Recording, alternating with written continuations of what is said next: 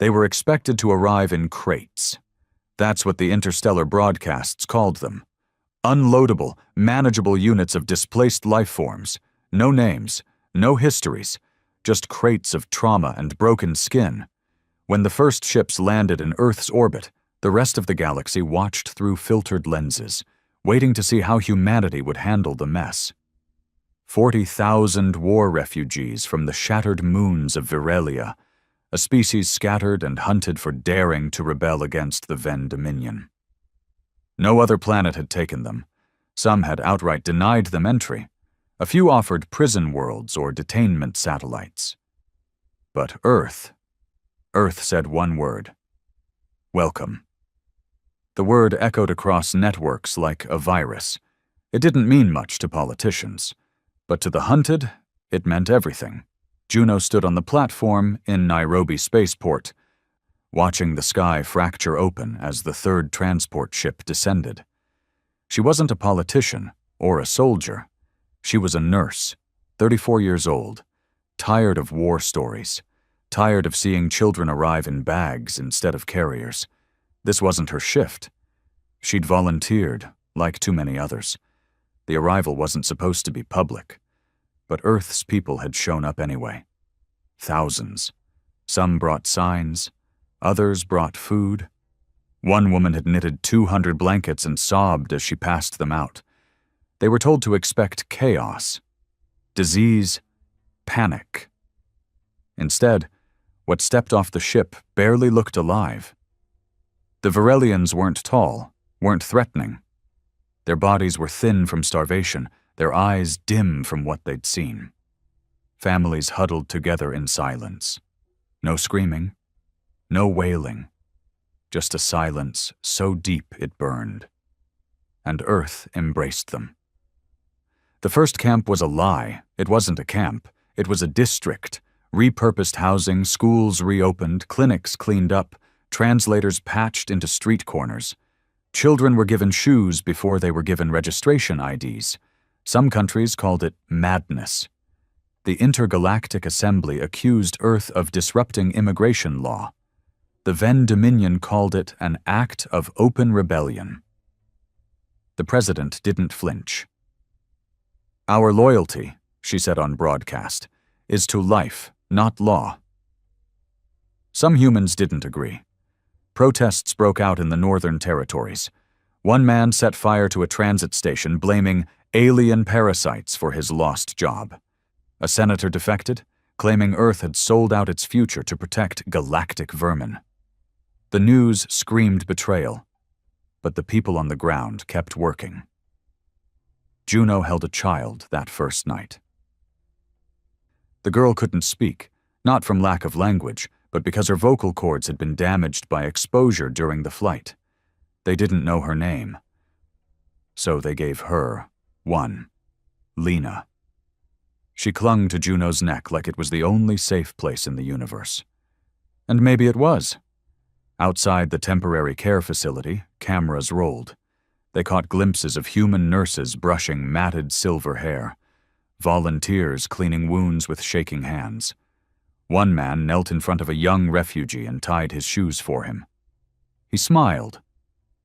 The boy smiled back. That smile, captured and shared across every known system, broke the internet in 4 colonies. The radical welcome spread. More refugees came, not just Virelians, others, survivors from the Malkari purges, dissenters from the Othelron cleansing. Earth's borders were open, but its patience wasn't infinite. The world bent under the weight of compassion. Resources tightened, power grids flickered, but something else happened too. The refugees began to work. Within weeks, some of the older Virelians were helping rebuild the housing districts. One of them, barely 17, repaired a failing water purification system no Earth engineer had been able to fix.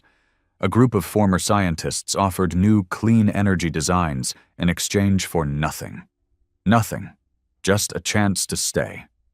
Juno watched the district transform. One night, walking home, she passed a school window and saw a human teacher struggling to pronounce a Virelian word. The children laughed together. No hate, no fear, just voices learning each other. But not everyone was laughing. An anonymous message hit Earth's global net the next morning. Shelter them, and you shelter war. It was signed by a faction that had no official name. But Juno remembered the rumors. The quiet purge. The ships that vanished without trace. The sterilization drones. The worlds that disappeared from maps overnight. She didn't sleep that night. Humanity had opened its doors. But now the galaxy had noticed. And not everyone was willing to let that door stay open. 3 days after the warning was broadcast, the mood in Nairobi shifted. What had once felt like the beginning of a miracle now carried the uneasy silence of something waiting to crack. The Varelian district, once a symbol of hope, felt strangely too quiet. Juno could feel it before she could name it, like pressure building behind a locked door. People were still smiling, but their eyes held questions. Volunteers still came, but fewer than before. And the translators? They started censoring certain phrases, glitching over words that felt too political, too violent. Someone, somewhere, was listening. Juno sat with Lena at the clinic that afternoon, slowly helping her work on basic sign language. The girl had healed physically, eating now, even smiling sometimes. But she hadn't spoken a word. Juno didn't push. Some traumas didn't leave scars on the skin. The girl tapped a new sign they had just practiced. Safe? Juno nodded. But her stomach twisted when she did. The president had gone quiet, too. No more public speeches, no more press conferences. Security around all refugee districts doubled overnight. What had been a global act of mercy was slowly starting to feel like an occupation. News reports spoke in circles. Resource strain, internal disputes, strategic reassessments. Not one dared say the truth out loud. They were scared. And fear makes humans ugly. On the 4th night, it happened. A riot broke out at Camp 3 near the northern border. Not a protest, a mob. Armed civilians stormed the outer walls, chanting slurs not heard on Earth since before the Great Peace Accords. They blamed the food shortage, the power cuts, the job losses. All of it dumped at the feet of people who had barely begun to breathe again. They came with fire and blunt weapons, not caring who they hit. And the soldiers, those stationed there to ensure balance, didn't stop them fast enough. By the time backup arrived, 6 refugees were dead. Dozens more injured. A child was missing. The footage was leaked the next morning. The world went still. Juno watched the video with shaking hands. One of the attackers had live-streamed it like a sport, laughing, celebrating, and in the background a soldier looking the other way, not helping, not protecting, just standing there. "Is this who we are now?" the president finally asked in a grim address that evening. Her voice was steady, but her eyes were bloodshot. A galaxy watched us offer kindness. Now they watch us offer violence. The line is drawn. From this day forward, attacks on any refugee will be treated as attacks on humanity itself. The message was clear. But it didn't end there. Because somewhere deep in Earth's orbit, beyond the reach of public channels, a ship drifted in silence. No insignias, no heat signature, and definitely no approval from Earth's Immigration Council. It had been sitting there for nearly 2 weeks, cloaked, until it decided to speak. Remove the Varelians, or be removed. That was it. One sentence, transmitted directly to Earth's central diplomatic relay. It bypassed normal filters, no origin data, no timestamp, just a voice, cold, metallic, and undeniably alien. The Intergalactic Assembly denied involvement. The Ven Dominion stayed silent. But no one believed this was random. "They want a war," said Commander Alina Moretti, head of Earth's Defense Coalition. She was speaking at a closed security briefing, but her words were leaked within hours. They're pushing us to break. They want us to give in to fear, to abandon what makes us human. But Earth had been through worse. Humanity had buried itself in centuries of blood before it ever reached the stars. It had learned, slowly and painfully, what survival without compassion looked like. That lesson had cost billions.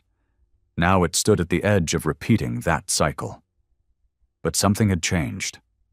The Varelians weren't just victims anymore. They were adapting, they were teaching, sharing everything they could. One of their survivors, a former war technician named Sev, developed a new cooling matrix that reduced energy consumption in one district by 40%. Another, a quiet girl named Ria, began teaching Earth children how to speak in harmonic tongue, blending Varelian dialects with human rhythms. The children adored it. Schools began asking for more, and then came the day the missing child from Camp 3 was found. Not dead. Alive. Protected by a human woman named Nora Halim, an elderly baker who had once lost her own son in Earth's water wars. She had taken the child in without telling anyone, hidden her during the riot, fed her, protected her. She didn't ask why. She just did it. "I didn't see an alien," Nora told the journalists when they found her. "I saw a child who needed a place to hide. Same as my boy once did. I failed him. I wasn't going to fail her." The story went viral. Earth wept, and something shifted again. Because no matter how much the galaxy whispered threats, no matter how much internal politics twisted, the people, the ordinary people, still cared. But the shadow above Earth remained. That unknown ship finally moved. It sent another message, this time with coordinates, a simple warning: choose, or we will. Commander Moretti dispatched a stealth probe to investigate the source. It didn't return. Earth's orbit detection systems picked up a brief flash, like lightning in space, and then nothing. Juno didn't know any of this, not officially, but the clinic had fewer staff now. Some had quit. Others vanished without a word, and rumors were starting to drip through the walls. That night, Juno found a note taped to the clinic's entrance, in paint, not ink. "They die, or we burn." She didn't show Lena. She just tore it down and threw it away, but later, in the silence of the empty hallway, she cried. Not for herself, not even for the Varelians. She cried for what was being lost. The thing humanity had almost found again. And then something happened that no one expected. Lena spoke. Not in sign, not in symbols, not in soft sounds, but real words, barely a whisper but unmistakable. "Don't send me away." Juno froze. The girl was sitting up in the cot, blanket wrapped around her, eyes wide and wet. Her voice was hoarse, cracked. Juno rushed to her, kneeling beside her, touching her cheek. "I'm not," she said. "I'm not sending you anywhere." The girl's tiny hands clutched her arm. "Promise?" Juno nodded, even as her throat tightened.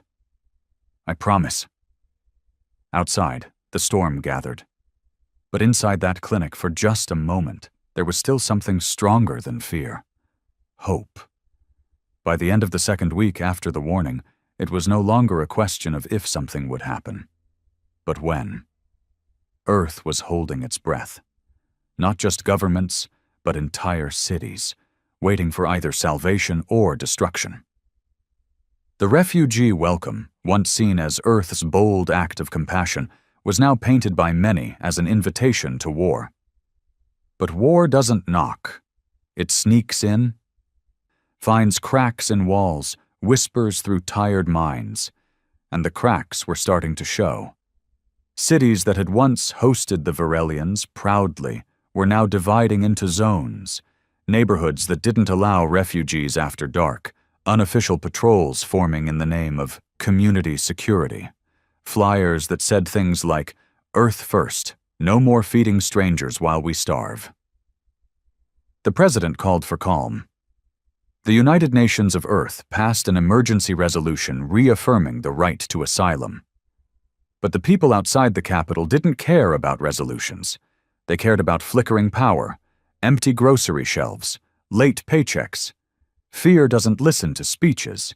It listens to its own echo. Juno had started sleeping in the clinic, partly because of the long shifts, mostly because she couldn't face her apartment building anymore. Too many stairs. Too many whispers. Her neighbors, once kind, now closed their doors when she passed. One man spat near her shoes and muttered something about traitors in white coats. She ignored it. She had work to do. Lena was talking now, not much and never loudly, but her words were clear. She never asked about her parents. Juno didn't bring them up. Some losses were too deep for names. The clinic itself was changing too. More Varelians had started volunteering. One of them, a tall, soft-spoken male with intricate markings on his arms, had once been a field healer during the Ven sieges. His name, or the closest translation, was Tyrek. He didn't talk much, but he worked harder than anyone. He fixed 3 of their malfunctioning med pads in an hour, designed a filter that purified water in half the time.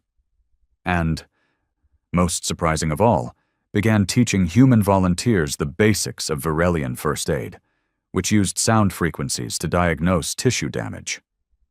"Healing with music," Juno said to him once. Tyrek tilted his head.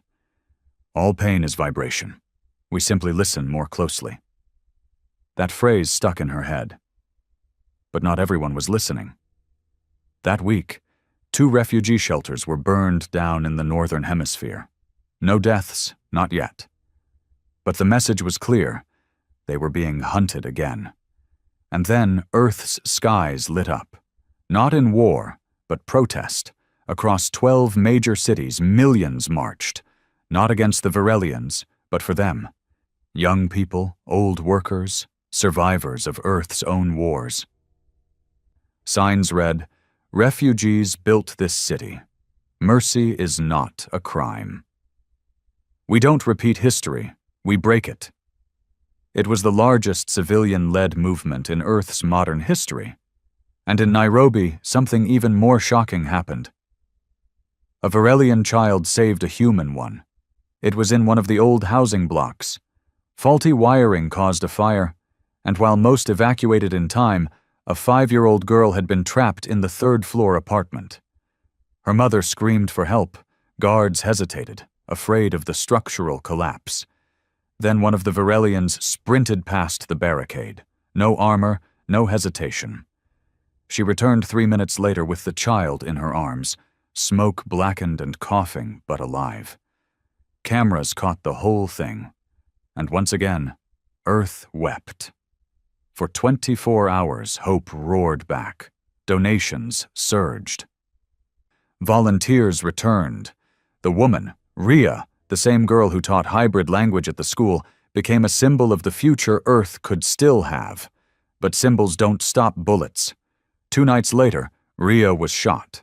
Not by military, not even by police, by a teenager in his father's uniform who claimed he thought she was a threat. She had been walking home from the school, wearing nothing but a jacket with a flower pin. Juno was the one who treated her. The bullet had missed her spine by centimeters. She lived. Barely.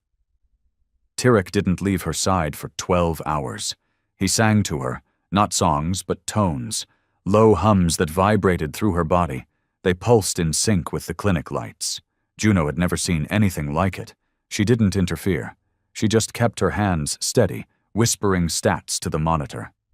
Lena stood at the door the whole time, watching. Quiet. When Rhea opened her eyes again, she whispered something in Varelian that made Tyrek cry. He translated for Juno. "I forgive him." But forgiveness didn't stop the next message. The ship in orbit finally uncloaked. It was larger than anything Earth had ever seen. Black steel, No windows, no lights, a fortress in space. They broadcast a single live transmission to all systems. A being appeared on screen, human-looking, but not human. Skin like cracked obsidian, eyes completely white, no pupils, and a voice that hummed like machinery. "You were warned," it said. "Mercy makes you weak. Your protection of the infected threatens galactic balance. You have one rotation, then we cleanse." And the screen went black. People panicked. Stores were looted. Some cities declared martial law. For the first time in over a century, Earth debated whether compassion had been a mistake. But in Nairobi, something else happened. A group of humans and Varelians gathered in the old council chamber. Not government officials, not diplomats. Workers, teachers, volunteers, refugees. They sat in a circle. No microphones, no cameras. They didn't ask what the government would do. They asked what they would do. One man stood, a former systems engineer who had lost his brother in the Camp 3 riot. "They say mercy is weakness," he said. "So what if we show them it's our greatest strength, not just by saving, but by fighting?" The word echoed. Fighting. Not with hate, with unity, with brilliance. And that night, for the first time since the ships had landed, a human and a Varelian co-wrote a battle plan. Not for war, for survival. They called it the SHIELD Project, a planetary defense initiative using Varelian frequency tech and human electromagnetic field theory. The plan? To build a harmonic barrier strong enough to repel the incoming assault, using music, code, and cooperation. It wouldn't be ready in time, but it was a start. And sometimes, the first step is enough to make giants stumble. The day after the black ship uncloaked, Earth woke up differently. The skies didn't look any darker. The streets didn't change overnight. But something in the air had shifted.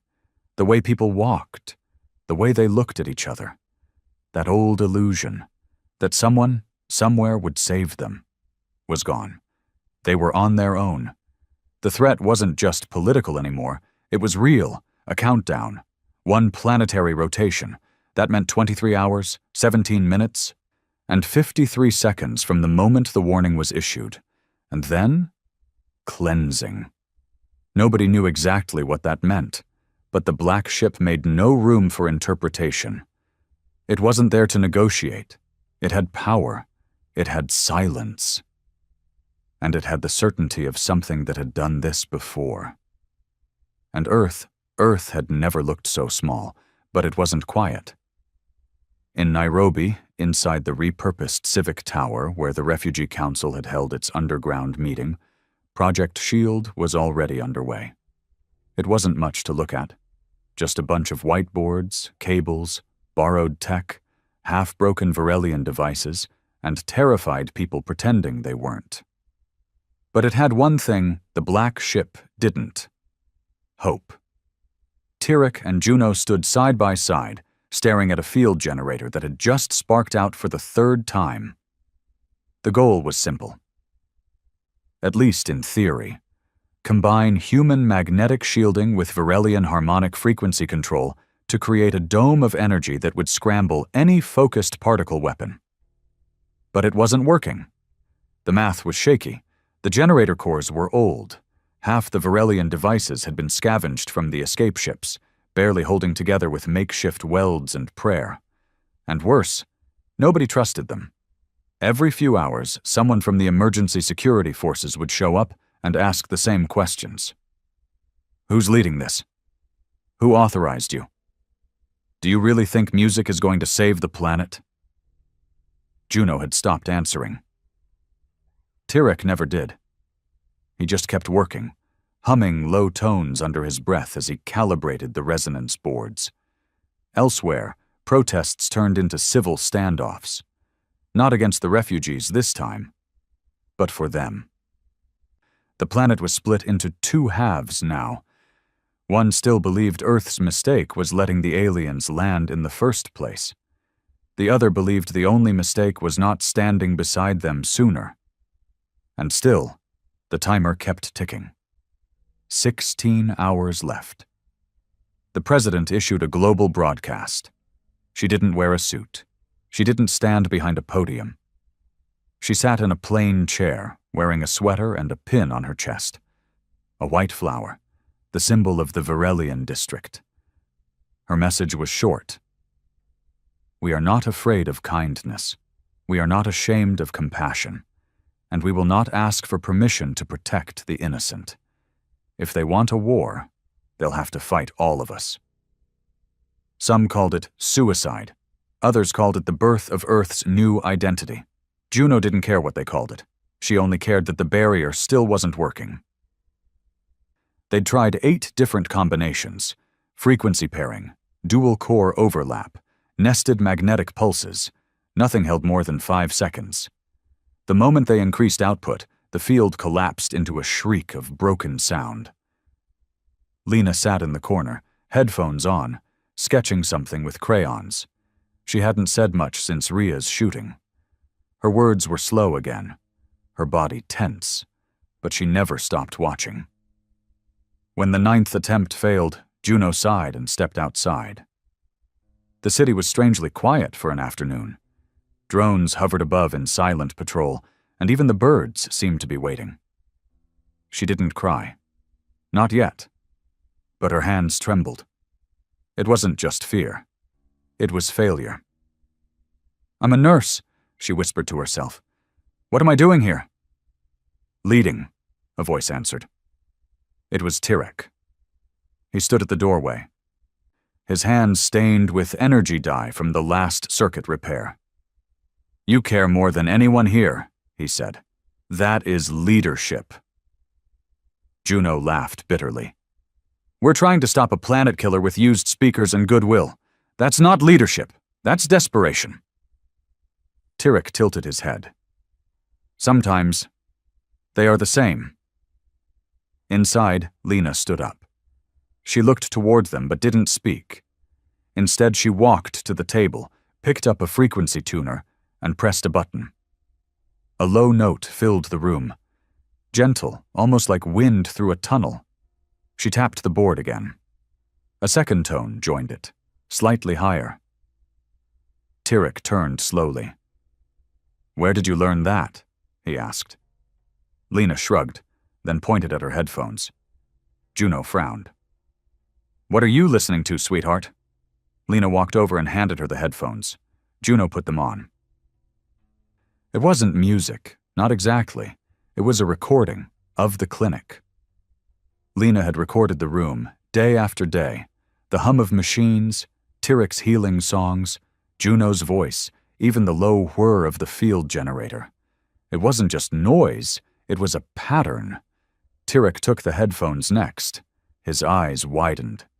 "She's been building a resonance map," he said slowly. "Not just random sounds. This is stability." The tones weren't collapsing because the math was wrong. They were collapsing because the inputs were too clean. What Earth's scientists missed, Lena had caught through instinct. The field didn't need to be perfect. It needed to be human, with flaws, with emotion, with rhythm. Something the enemy wouldn't recognize because it wasn't part of any calculation. "Get me the amplifier," Tirek said, moving quickly now.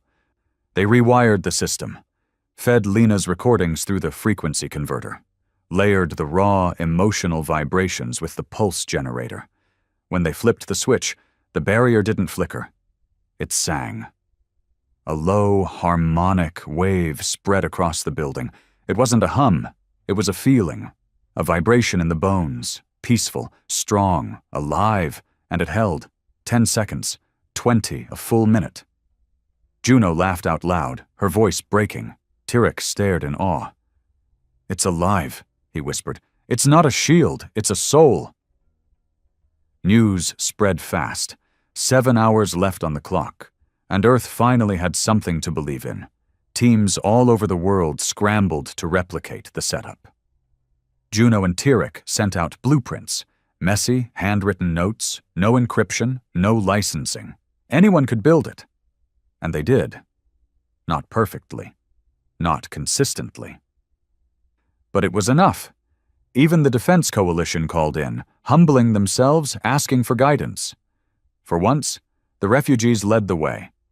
As dawn approached and the final countdown neared, hundreds of small resonance barriers were flickering across the globe.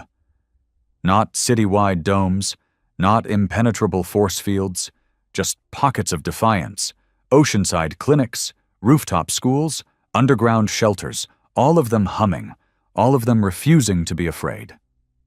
The black ship made no response, no warnings, no further messages, just silence, until the timer hit 0. The final second passed. No sound, no tremor, no explosion, just the clock on every screen around the world blinking. 00.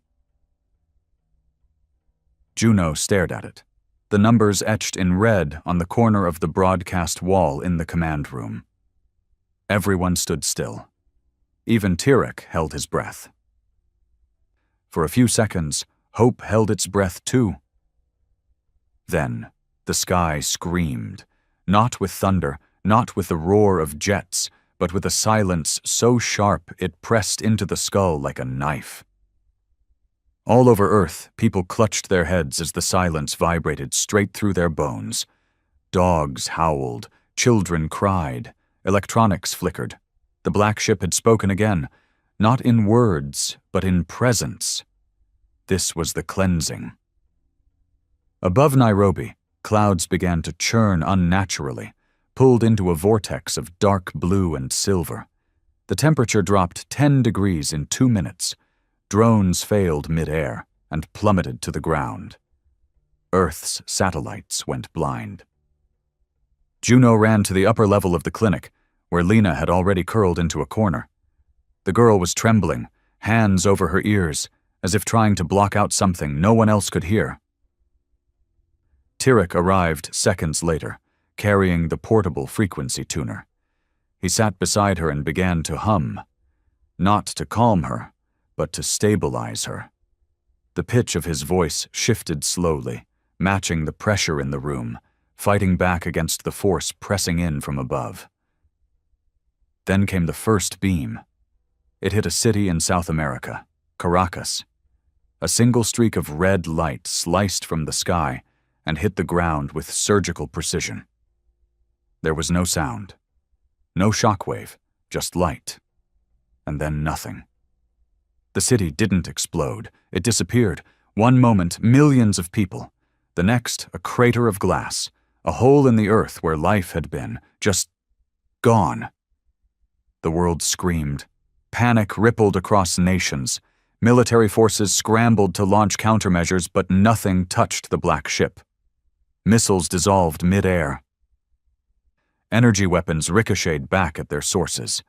Earth's defense systems were toys before a god. 3 more beams followed in rapid succession. Paris, Mumbai, Osaka, 4 cities, 4 warnings. That's all it was to them. Tyrek stood slowly. "They are not killing us," he said. "They are testing." Juno looked up. "Testing what?" "Our will." Her hands clenched. In the tower, the resonance barrier still hummed, the only technology the enemy hadn't reacted to. Yet, outside, groups of civilians poured into safe zones powered by the SHIELD project. Dozens of them, now scattered across the world, were all humming in sync, built with Lena's patterns and Tyrek's frequency formulas. The black ship paused. No more beams, no more silence. And then, in the sky, a rift opened. It wasn't a portal, not exactly. It looked like space itself had been torn open. Inside it, more ships appeared, smaller, sleeker, a fleet, thousands of them. "They're going to finish it," Tyrek said quietly. "They will erase Earth completely. The fleet is not for intimidation." Juno looked down at Lena, who had stopped shaking. Her eyes were wide but calm. "Then we finish it first," she whispered. "What?" She walked to the amplifier and turned the dial. "If they want our soul," she said, "let's give it to them loud enough to choke on it." In cities across Earth, the SHIELD project began to pulse louder. Each hub, each barrier, started syncing not just their frequencies, but their timing. Engineers, musicians, hackers, doctors, refugees, and ordinary people linked devices together, creating harmonic chains across districts. Earth's first planetary defense network wasn't made by armies, it was made by volunteers. The black ship moved. For the first time since its arrival, it lowered. Slowly, descending like judgment, its shadow swallowing entire provinces. People stood on rooftops, waiting. Some cried, some prayed, some sang. Then came the first attack. Dozens of ships broke from the fleet and dived toward the surface. They weren't bombers. They didn't fire weapons. They deployed drones, black, needle-shaped machines that emitted high-pitched sonic waves meant to disable, confuse, and disarm. But when the drones reached the cities protected by the resonance domes, they cracked. Not the domes, the drones. Their internal systems shorted out. Some exploded in mid-air, others fell like rocks, twitching and sparking. The resonance fields didn't just block them, they repelled them. The hum was no longer just a barrier, it had become a weapon. Juno watched in disbelief from the Nairobi tower. "They didn't account for emotional frequency," Tyrek said, voice trembling. "They calculated science, not soul." One of the control screens pinged. It was a live feed from Osaka. Ground Zero. A child had survived. A Varelian child. She had been pulled from the rubble of a nearby hospital, covered in ash, and shielded by one of the newly built resonance generators just installed hours before the beam hit. Her first words? "Thank you." That single clip was uploaded online. Within minutes, it had been rebroadcast across every feed, every station, every language. And then, something unimaginable happened. The black ship paused mid-descent. The fleet held position. Then came a new message, not a threat, a voice, still cold, still alien, but different. "What are you?" it asked. The question wasn't rhetorical. It was real. They didn't understand. They didn't understand why humans were still standing, why children were still singing, why people who had no reason to fight, who should have been consumed by fear, chose instead to unite. Tyrek stood beside the control panel, placed his hand on the transmitter. He answered, "We are what you were too afraid to become." Silence. For 10 seconds, the black ship hovered. Then it ascended. No beam, no retaliation, no final strike. It rose, and the fleet followed. Within 10 minutes, the sky was clear. The rift closed. The stars returned. Earth didn't cheer. Not right away. People didn't know what to feel. Relief and grief shared the same seat. 4 cities were gone, millions lost, but billions saved. In Nairobi, Juno stepped outside and looked up. No noise, no ship, just clouds. And beside her, Lena whispered, "We're still here." The black ship vanished just before sunrise. One blink, and it was gone. As if the sky had never been torn open, as if 4 cities hadn't been wiped from the earth like pencil marks. But the silence it left behind wasn't peaceful. It was heavy, and it was everywhere. Juno stood in front of the clinic, her arms wrapped tightly across her chest, staring at the horizon. The sky looked normal.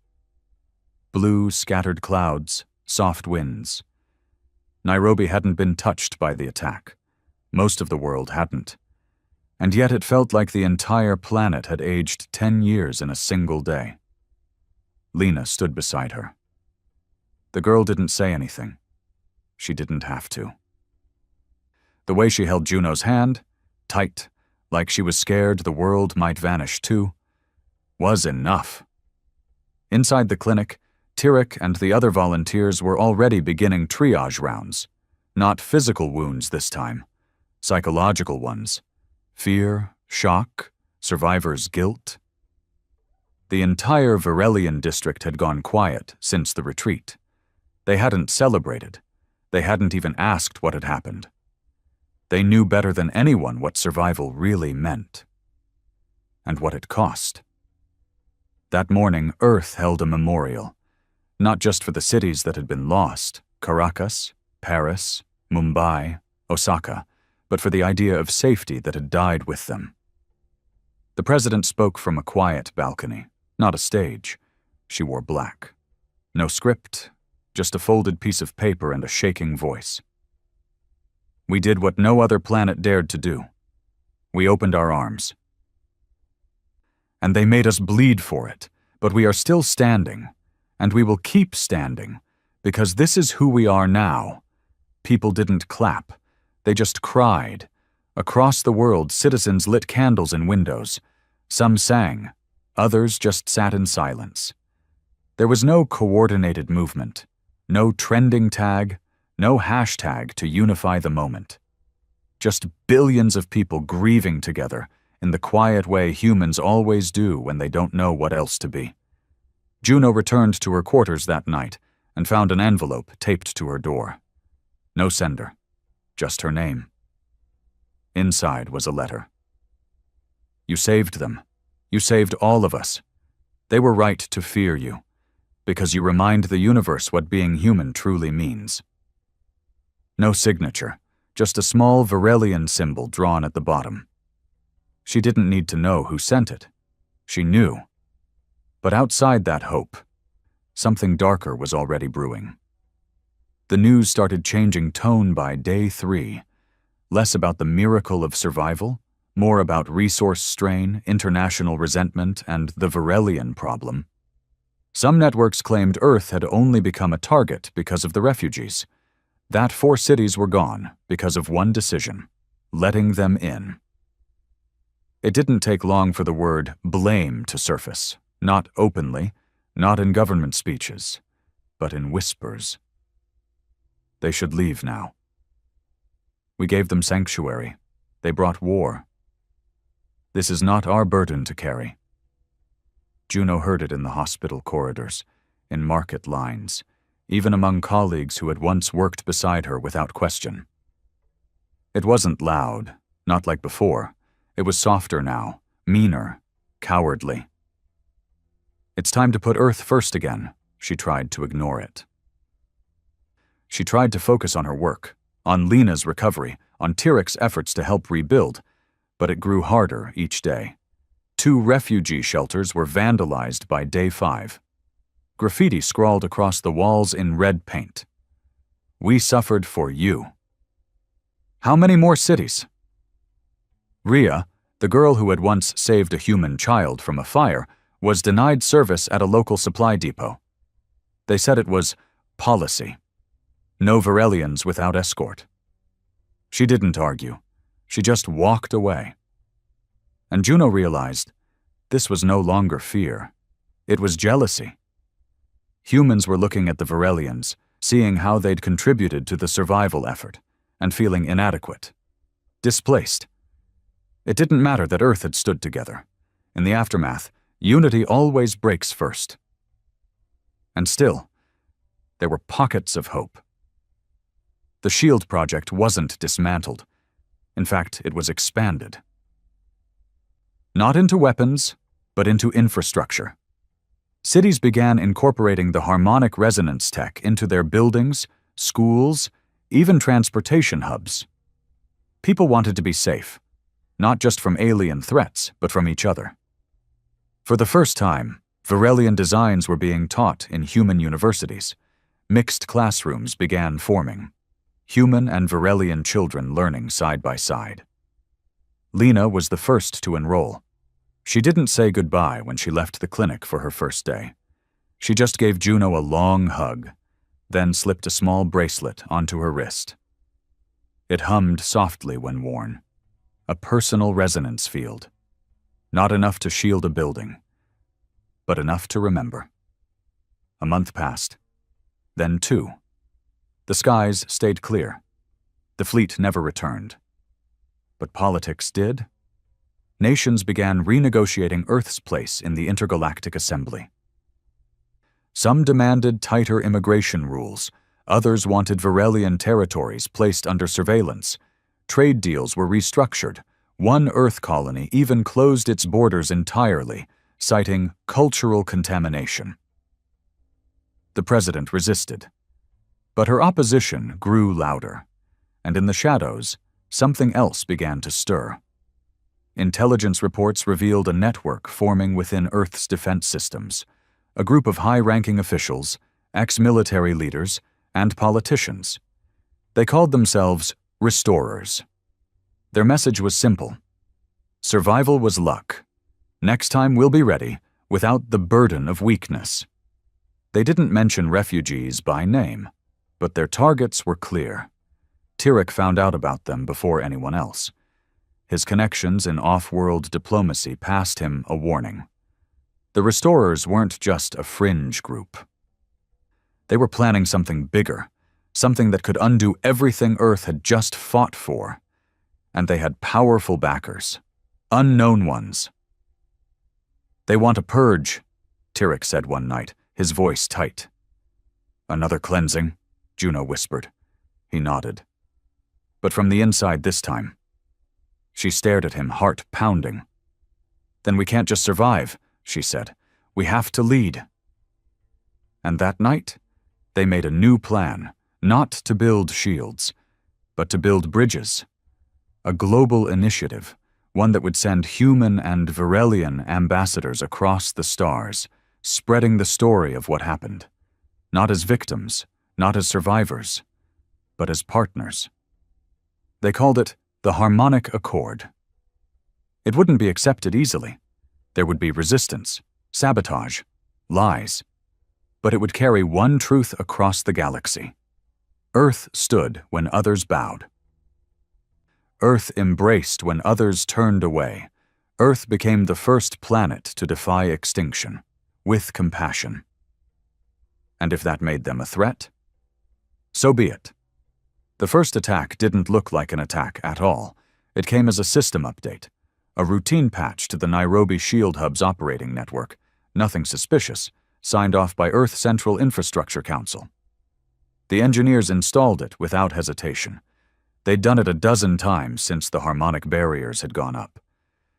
But 20 minutes after the update, the entire dome flickered. Not failed, not shut down, just flickered, like a breath being held, then released. So brief that no alarms went off, so subtle that only a few noticed. But Tyrek noticed. He'd been recalibrating the frequency modulators when the readings dipped. His hands froze on the controls. The numbers weren't wrong. They were wrong on purpose, a built-in fault, a back door. He didn't speak immediately. He ran the scan again, and again. The pattern repeated. Every 32 minutes, a 3-second vulnerability opened, a gap in the harmonic field that could allow scanning, signal interception, or something worse, sabotage. He called Juno instantly. She didn't answer on the first ring. She was busy fitting a child with a field band at the clinic, a small boy with burn scars on his hands from the Caracas event. When she finally saw the call and stepped away, Tyrek's voice was calm but cold. "Turn off the Nairobi barrier, now." She blinked. "What, are you? They've compromised it. If we leave it on, we're broadcasting our failure every half hour. It's a signal flare. Someone is watching." Her stomach turned. Not aliens, not ships. Humans. The Restorers. She shut the barrier down manually. The moment she did, a message pinged across the engineering terminal. "Unexpected shutdown. Protocol breach. Council notification sent." The words turned to ash in her mouth. This was planned. Earth's own infrastructure had been rigged. Not by enemies in the sky, but by officials who wore Earth's flag and smiled for cameras. The Restorers had their hands inside the very system that had saved the planet. And they weren't planning to save it again. They were preparing to own what came next. That same day, a series of explosions struck 3 other SHIELD hubs: Berlin, Jakarta, and Rio. Not military bases, not Varelian districts, human-only safe zones, places that had supported integration, taught shared classes, run joint programs. The attackers left no messages, no names. But the aftermath spoke clearly. No more unity.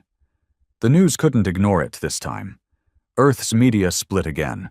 Some called it domestic terrorism. Others called it a natural reaction to the refugee crisis. One channel ran a full segment called, "Are We Safer Divided?" Tyrek didn't sleep that night. Juno barely did either. Lena, sensing the tension, stopped speaking again.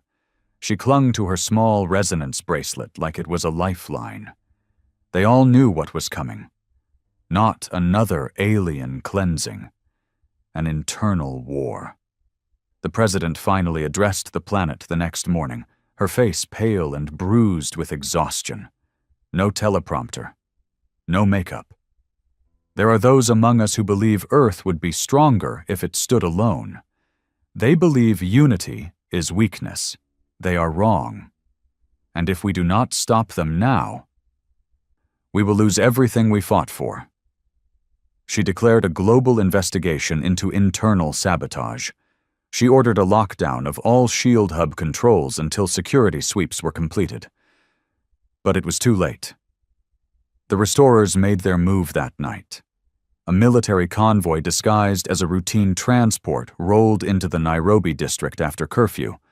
No sirens, no drones, just silence and motion. Inside the clinic, Juno was reviewing patient logs when the lights flickered. Tyrek stepped out of the generator room, eyes wide. "They're here." "How many?"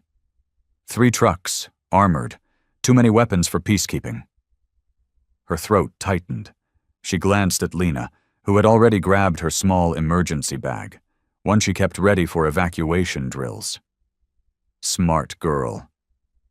Tyrek didn't wait. He ran to the lower vault, the place where they'd hidden copies of the harmonic schematics. They had to be protected. If the restorers got their hands on them, the very tech that saved Earth could be used to subjugate it. Juno grabbed a compad and called emergency support. Blocked. Signal jammed. They were cut off. The sound of boots echoed outside. Heavy, disciplined, deliberate. Not a raid. A sweep. They weren't here to arrest anyone. They were here to make an example. A bang on the door. "Open. This is Central Order Compliance." Juno didn't move. She looked at Lena. "Go with Tyrek, now. Get to the East Tunnel." Lena shook her head, her eyes filled with fear. But Juno raised her voice. "Now. That's an order, Lena." The girl ran. Seconds later, the clinic door burst open, 5 soldiers in full combat gear. No names, no insignias. Juno raised her hands. "I'm unarmed. This is a medical zone." One stepped forward. "We're securing dangerous technology." "You're attacking children." "No, we're preventing future casualties." She recognized his voice. Officer Brandt, former Earth Coalition, once served as a peacekeeper during the first landings. He'd come to the clinic once, smiling, asking questions, pretending to care. Now he pointed a weapon at her. "Where are the backups?" "I don't know." "Wrong answer." The rifle charged, and then the lights exploded, not from bullets, from sound. A harmonic pulse rang through the walls, Tyrek's final fail-safe. He'd designed it for emergencies, to short out energy weapons and stun hostile units. It worked. The soldiers dropped, one after another, as if yanked by invisible hands. Juno moved fast, stepping over one to grab their compad.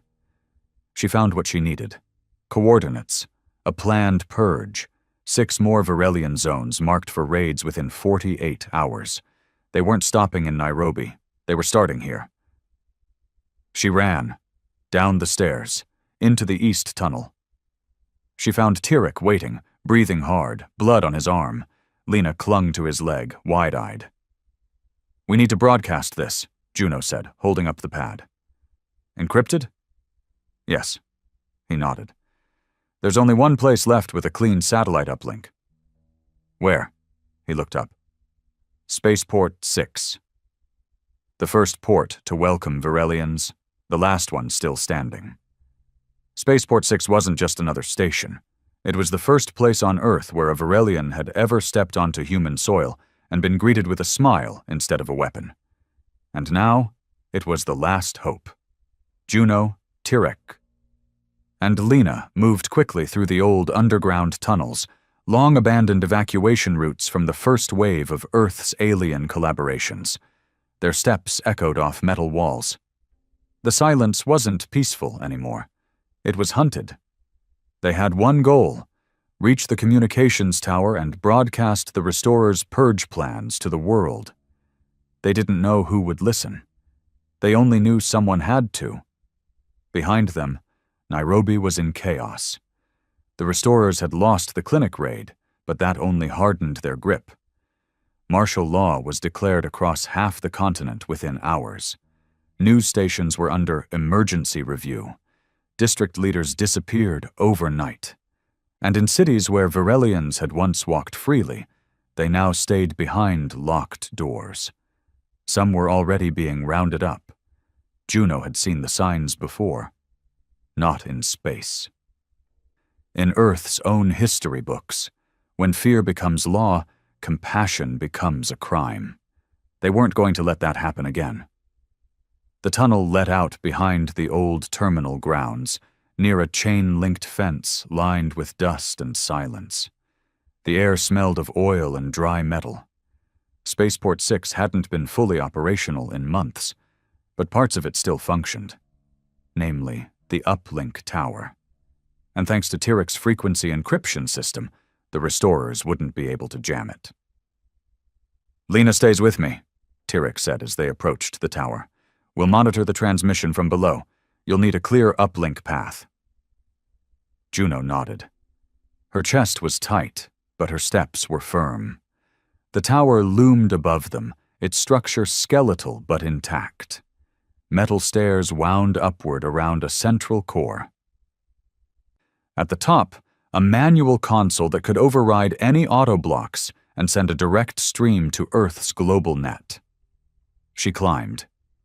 Each step rang out louder than the last. She didn't stop. Not when her legs burned. Not when her throat tightened. When she reached the top, the view nearly took her breath away. The world stretched out in all directions, painted in deep orange by a dying sun. For a second, she could almost pretend it was over, that this moment was the ending the world deserved. But then she saw the drones. 2 of them. Government class. Painted with Earth Coalition symbols. But they weren't monitoring. They were tracking. They'd been found. Juno dropped to the console, fingers flying across the panel. She uploaded the coordinates Tyrek had pulled from the stolen pad. The names of every district, every official tied to the plan. Her hands shook, but she didn't stop. The drones circled closer. Down below, Tyrek was working furiously at the signal amplifier. He could see the charge building on the drone's wings. Attack mode. There was no time. "Just a few more seconds," he whispered. Juno finished the upload and hit transmit. The tower blinked. The uplink pinged the global net, and then the screen went black. She froze. "No, no, no!" But then another screen lit up. Broadcast active. Not just on Earth. On every connected outpost, every station, every colony still operating within Earth's grid. And the feed wasn't just data. It was her. The tower had automatically activated the microphone and camera. She hadn't meant to be seen, but now... She was. The entire planet was looking at her face. Juno inhaled deeply. Her voice trembled at first, but she didn't stop. This is Dr. Juno Sore. You've seen what they've done. You've watched your cities burn. You've buried your children. And now, while you mourn, they're turning you against each other. The restorers are not here to save Earth. They are here to reset it, to erase every step we've taken toward something better. They say we survived because of luck. That compassion was weakness. But we know better. We survived because we stood together, because we welcomed the broken, because we believed in more than just survival. And now they want us to forget. Don't. Don't let them rewrite this world. Don't let fear win. Because this time, if we fall, it won't be aliens that destroy us. It will be us. The video feed ended, but the words didn't. Within an hour, her message had been downloaded in 92 countries, rebroadcast on off-world stations, translated into 20 languages, and mirrored across every underground network. The public outcry was instant. Protests erupted across restored cities. Restorer safe zones were blockaded. Governors who had supported the movement were ousted by emergency elections. Military units began to defect, refusing to follow purge orders. And then, something happened no one expected. The Intergalactic Assembly contacted Earth. They had stayed silent throughout the cleansing crisis, silent while the world burned, while ships hovered, while cities vanished. But Juno's message had reached them, and they responded. Not with punishment, with recognition. Earth has proven it is not merely a survivor. It is a planet that changes others by refusing to be changed by fear. The Assembly hereby acknowledges Earth as a Level 1 cultural sovereign entity. With autonomous rights to refugee integration, harmonic tech development, and planetary defense structures, your compassion has earned you more than survival. It has earned you respect. That same week, Earth forces disbanded the Restorer movement. Several leaders went into hiding, but most didn't run, because people had stopped listening. Juno returned to Nairobi 2 days later. The clinic had been cleaned up, the windows repaired. Lena was already back in class, teaching other children how to build their own resonance bracelets. Ria had returned too, her shoulder still weak but her spirit stronger than ever. Tirek stayed. He was offered off-world sanctuary, but he refused. "This is my home," he said simply. "Where else would I go?" The harmonic fields remained, refined, restructured, and turned into symbols, not shields. Not barriers to keep others out, signals to let them know someone would always open the door. Juno didn't go back to medicine, not right away. Instead, she helped found the Earth Virelian Accord Network, a civilian-led alliance dedicated to teaching other systems how to welcome, protect, and build together. Not everyone agreed with it, but fewer and fewer dared to fight it. The black ship never returned. Some believed it was still watching, waiting. But Earth didn't wait anymore. It moved forward, not perfectly, not painlessly, but bravely. 1 year later, Juno stood once again at Spaceport 6, now fully restored. Lena stood beside her, a translator badge pinned to her chest. A new ship approached. Not a warship, a transport. Filled with another wave of survivors, this time from the outer Zane cluster, where a mining colony had collapsed under corporate neglect. Earth had answered their call, and when the doors opened, the first face they saw was Juno's. She stepped forward. She didn't say welcome. She said, "You're safe now." And this time, the galaxy believed her.